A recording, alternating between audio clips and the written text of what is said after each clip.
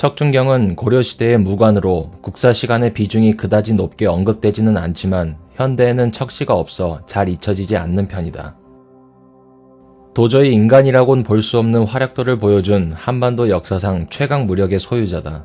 한국사에서 등장하는 명장들은 대부분 최고 사령관의 위치에서 활동했고 따라서 일신의 무력보다는 전략, 전술에 능한 유형이었다. 반면 척준경은 본인의 무력 그 자체가 유난히 두드러지게 나타난다. 그래서 역사 덕후들은 한국의 소드마스터라고 부르기도 한다. 또한 고려의 척준경은 여진족의 사묘아리와 송나라의 한세충과는 동시대에 활약했던 인물로 유명하다. 다만 서로 직접 대면해서 싸운 전적이 없기에 가끔 vs 놀이에서 언급된다. 하지만 정치나 세상을 파악하는 식견은 어두운 편이라 당대 최고의 권신이었던 이자겸을 그저 따르는 모습을 보여주다가 이자겸의 난이 일어났을 때 반란 세력에 가담하기까지 했다. 애초부터 왕에 대한 충성심이 없었던 데다 나중에 내부적인 갈등으로 이자겸과도 갈라졌다가 뒤늦게나마 임금의 편으로 돌아섰지만 타이밍이 늦어 결국 말년은 유배 생활로 마감하게 된 인물이다. 현대에는 이자겸의 난 같은 고려 역사보다 오히려 전투에서 뛰어났다는 가십이나 일화가 더 인터넷에서 인기를 끌며 아무튼 매우 강력한 대단한 인물로서 알려져 있지만 조선시대까지만 해도 본인에게 그닥 충성심이 없고 왕권을 위협했던 권신이었던 데다 반란에까지 가담한 전적이 있었으니 전투에서의 공적이 어찌했건 간에 인물로서 평이 박할 수밖에 없었다. 현대에 들어서 척준경의 재발굴이 더욱 새롭게 느껴지고 흥미거리로 떠오른 데는 조선시대의 이러한 평가에 대한 수정주의적 시각 역시 약간은 작용했다. 척준경은 정 8급 무관직으로 시작한 무관 출신이다. 그 후 큰 권력을 얻으면서 참지정사, 평장사까지 오른 보기 드문 출세를 한다. 무신 정권이 시작되면 정중부가 문화시중을 얻고 나서는 개나 소나 재신, 추밀에 오르지만 무신 정권 이전까지 무관 출신 중에 중서문화성 재상에 진출한 인물은 유방, 왕국모 등 많지 않다. 고려 최고 정보기관인 중서문화성은 장관이 문화시중, 차관이 평장사, 서열 3위가 참지정사이다. 조정을 압도하는 권력을 가졌으나 본인이 실각하고 이자겸과 똑같이 초라한 신세가 되었다. 하지만 척준경은 이자겸 실각의 주역이었으므로 어느 정도의 대우는 받았다. 황해도 곡산 출신으로 가난한 향리이자 곡산 척시의 시조인 척이공의 아들로 태어났다. 고려의 향리는 맨 위의 호장부터 여러 계급으로 나누어져 있었고 호장, 부호장 정도 되면 지방의 유력자로 상당한 권세를 가졌다. 신라 말 혼란기의 지방 호족들이 고려에 기부하면서 향리가 되었기 때문에 고려에서는 거의 호족이나 다름없었다. 조선시대 때 중앙 집권이 강화되면서 지방 세력들은 가병들도 뺏기고 신분도 격화됐지만 고려까지 호장은 세력을 갖춘 지역 토호들이 임명되는 최고위직이었다. 척준경은 집안이 가난했다는 기록으로 보아 호장급이 아닌 일선 행정 업무를 담당한 하급 향리 집안이었던 것으로 추정된다. 고려의 지방제는 수령이 있든 없든 현의 행정 업무를 보는 향리들이 따로 존재했기 때문이다. 어려서부터 학문보다는 무술 연마를 더 좋아했지만 고려시대는 과거에 무과가 따로 없었다.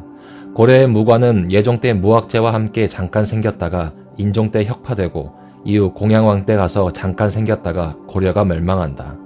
게다가 가난한 집안에서 무술의 뜻을 듣다 보니 아무래도 학문은 자연스럽게 멀리하고 무례배들과 친해지기 쉬웠다. 나이가 들어 아버지의 직책을 이어받으려고 했지만 그마저도 여의치 않았고 한동안 떠돌이 신세로 전락하게 된다.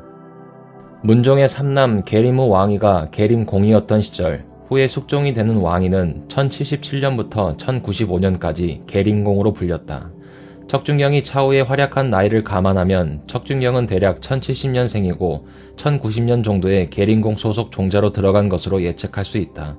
이때 왕위의 저택은 계림부라 했는데 고려에서는 3등작을 받은 왕족에게 제왕부를 봉해 관저로 삼게 해주었다. 척준경은 이 계림부의 소속 종자로 들어간다.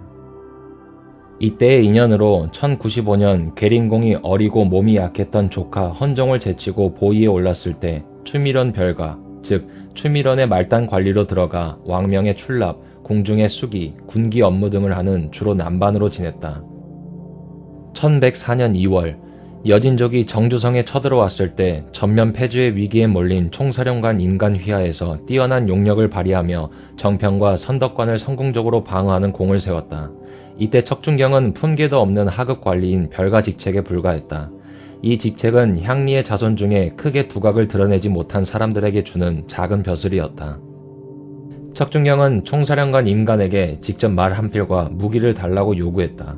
품계도 없는 무명에 불과한 소졸이 사령관에게 바로 이런 요구를 하는 것은 매우 시건방진 행동이었지만 상황이 상황인지라 임간은 척준경의 요구를 받아들였다.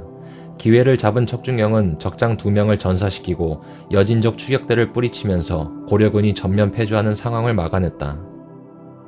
그런데 이때 뭔가 잘못되었는지 공을 세웠음에도 불구하고 옥에 갇혀서 위기를 맞기도 했다.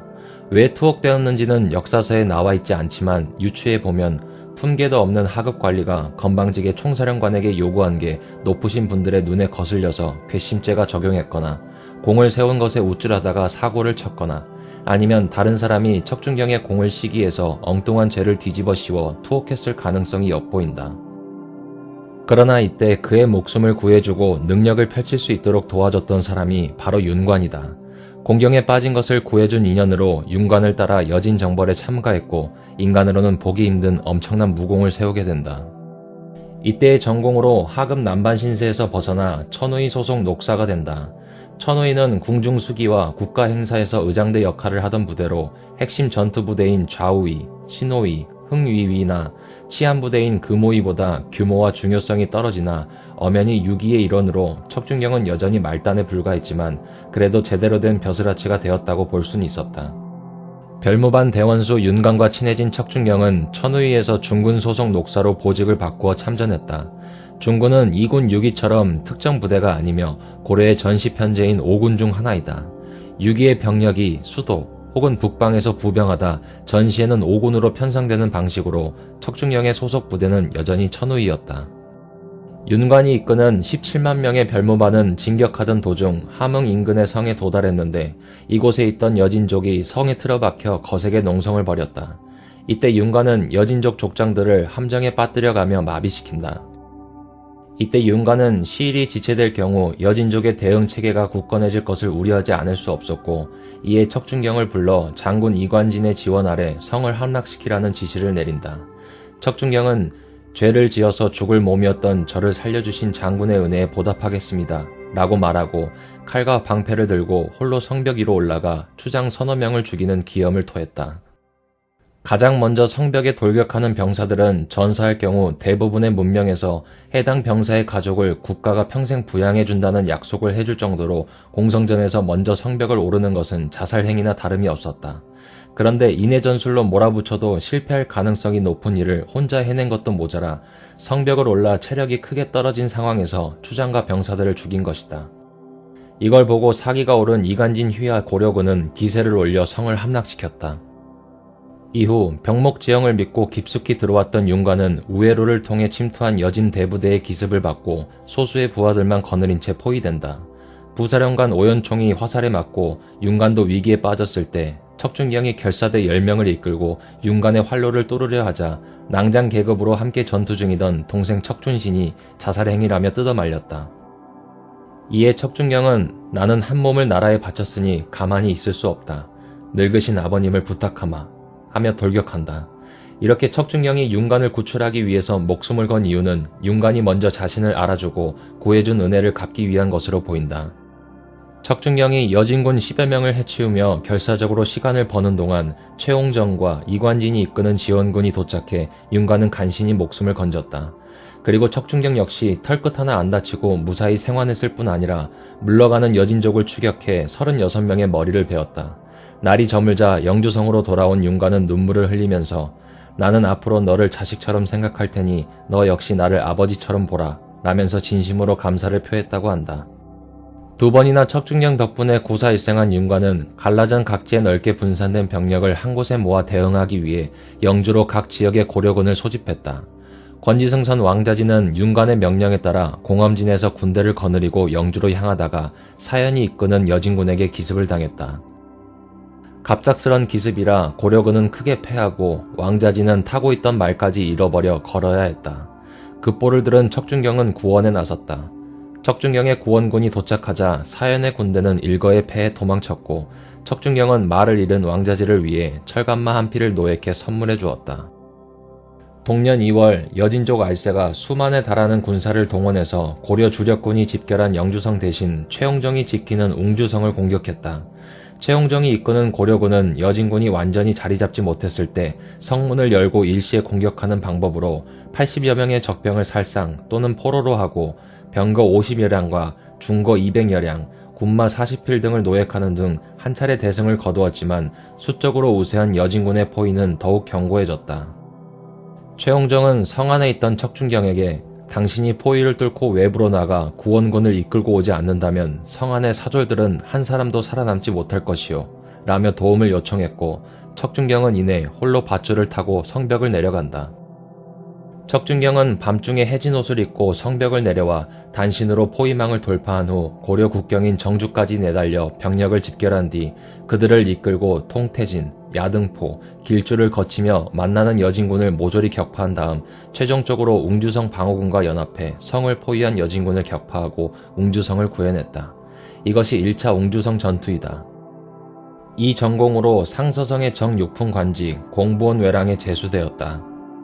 이후 완안부가 유격전으로 전략을 바꿔 10개대로 나뉘어 돌아가면서 고려군을 기습하자 척준경은 왕자지와 함께 일종의 기동부대를 편성해 유격전을 벌이는 여진군과 교전을 벌였다. 각각 함주와 영주에서 여진의 기동대를 상대로 승리를 거뒀다.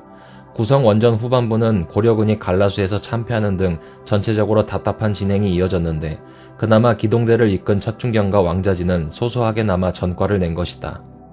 뛰어난 활약을 보이자 하급 무관 신세에서 벗어나 지속적으로 승진해 위위경, 직문하성 직위에 오른다. 이때 경험한 여진의 강대한 힘에 깊은 인상을 받았는지 척준경은 후일 이자겸과 함께 대금사대를 주도했다. 척준경은 후대의 묘청이나 정지상과 달리 여진과 직접 싸웠고 큰 공을 세운 인물인데도 화의를 주장한 것이다. 정치적인 고려를 하고 움직이는 인물은 아니지만 군사적으로는 전문가인 만큼 참전 경험을 바탕으로 금나라에 사대하는 것이 전쟁보다는 낫다는 나름대로의 판단을 내렸을 가능성이 있다. 믿고 따를 수 있었던 상관인 윤관과 오연총이 전쟁이 끝나고 얼마 지나지 않아 세상을 떠났고 최홍정과 이관진 등 함께 활약한 장군 상당수가 잊혀져 간 가운데 척준경은 이자겸 일파가 되어 권세를 지켜냈고 이자겸의 지원으로 무신으로서는 꿈도 못 꾸던 정이품 벼슬까지 올라갔다. 하지만 이로 인해 이자겸 일파로 분류되어 1126년 인종 4년 이자겸의 난 때 동생과 아들이 화를 잇는다. 또 본인은 인종의 중재를 무산시키고 궁궐을 방화한다. 궁궐에 쳐들어간 후 불이 될 만한 땔감 등을 모아서 궁성 동문 동화문의 행랑에다 놓고 불을 질렀다고 기록되어 있다. 그리하여 반영열전에 이름을 올리게 된다. 궁성에 불을 지른 뒤에 척준경은 말을 타고 자신의 친족들을 죽인 자들을 찾아다니다가 수춘궁 정문에서 기습을 당해 죽을 뻔하기도 했다. 분노한 척준경은 수춘궁에서 나오는 자는 모두 죽이라고 명했으며 왕의 침실까지 쳐들어갔지만 왕의 호위무사 2명에게 패해 퇴각한다. 인종 세력이 먼저 동생과 아들을 죽였으니 척준경의 행동이 이치에 맞지 않냐고 할 수도 있는데 인종 쪽도 국정을 농단하는 권신과 그 일파를 친다는 명분이 있었으니 이자겸 일파로 분류되던 척준경이 억울하다고 볼 수는 없다. 문화시랑 평장사, 판병부사의 직위까지 올라간 척준경은 이자겸과 함께 최고의 권세를 누리며 누구도 손대지 못하는 인물이 된다. 그러나 가만히 있을 인종이 아니었다. 이자겸과 척준경 사이를 이간질시켰고 이자겸과 사이가 벌어진 틈에 지다방사 최사전과 병부상서 김양이 척준경을 타이르고 이자겸의 난 이전에 낙향했을 때부터 자신을 신임해준 인종의 개입으로 척준경은 왕에게 충성을 바치겠다고 맹세하게 된다. 난을 성공시킨 지 3개월 후인 1126년 인종 4년 5월 사병들을 이끌고 궁궐로 침입하려던 이자겸의 계획을 사전에 알게 된 인종이 척준경을 시켜 잡아오게 했고 결국 이자겸은 모든 것을 잃고 유배를 떠나게 된다. 척준경은 이 변란을 막고 이자겸을 제압한 공으로 검교태사, 수태보, 문화시랑 동중서 문화평장사의 직위에 오르게 된다. 이자겸을 몰락시키며 자신이 고려 최고의 권력자 자리에 오르게 된 것이다. 그러나 1127년 인종 5년 3월 정지상, 기만 등이 척준경의 죄를 물어 그를 탄핵하기 시작했고 인종도 내심 척준경을 견제했는지 끝내 전라남도 신안에 암태도로 유배를 보냈다. 아이러니한 것은 최고 권력자가 되었음에도 왕의 명령에 순순히 따라 유배길에 올랐다는 것이다. 모종의 이유로 군권을 빼앗겼거나 홀로 인종에게 직접 반기를 드는 행동을 못했을 가능성이 높다. 척준경의 정치적인 삶을 보면 주체적으로 뭔가를 도모한다기보다는 어떤 리더의 지도하에 움직임을 갖는 경우가 많았다. 척준경의 유배는 길게 보면 묘청의 서경천도 운동과 무신 정권과도 이어진다고 볼 여지도 어느 정도는 있다. 전자의 경우 서경천도론의 중심 인물이었던 정지상이 척준경을 탄핵한 공로로 정계의 중심 인물로 성장했기 때문이다. 한편 여진정벌 등의 전공으로 세력을 이루었던 무신들은 여진정벌 이후 문신들의 견제로 이미 정계에서 밀려난 상황이라 남은 이들은 최고 전쟁 영웅 척준경에 동조하거나 그에 반대해서 대립하다 많이 숙청당해 한동안 무신들의 권력 공백 상태가 이어졌기에 후자의 측면에서도 어느 정도 영향을 주었다고 할 수 있다. 이자겸이 척준경에게 던진 당근은 그 이전까지 고려 최고 무관직 품계를 넘는 정이품의 벼슬이었다. 중서문화성 차관인 평장사, 최고 무관직인 상장모는 정삼품이다. 무관 출신 중 가장 높은 직위를 받은 신하는 숙종 때 상장군 출신 왕국모로 종이품 참지정사였다. 이걸 천호의 녹사 출신인 척준경이 깬 것이다. 이자겸의 난으로 인해 이자겸이 몰락하고 이후에 척준경 또한 실각하면서 척준경 승진의 반작용으로 문신들이 무신에 대한 차별이 심해진다. 무신 정변이 일어난 실질적인 이유는 의정 후반때에 지나친 문신 우대 기조 때문이기는 했다. 그래도 유배형에 처해진 이듬해에 인종이 그래도 본인을 구한 것을 생각해 그를 고향 곡주로 옮겨주었고 이후에는 처자식들에게 척준경이 가지고 있던 직전을 돌려주라는 명을 하게 된다. 심지어 1144년 인종 22년에는 신하로서 충절은 잃었지만 또한 사직을 지킨 공로가 있으니 검교호 부상서에 벼슬을 주라는 황명을 내린다. 그러나 척준경은 이 결정이 내려진 지 불과 수십 일 만에 등창으로 인해 사망했다.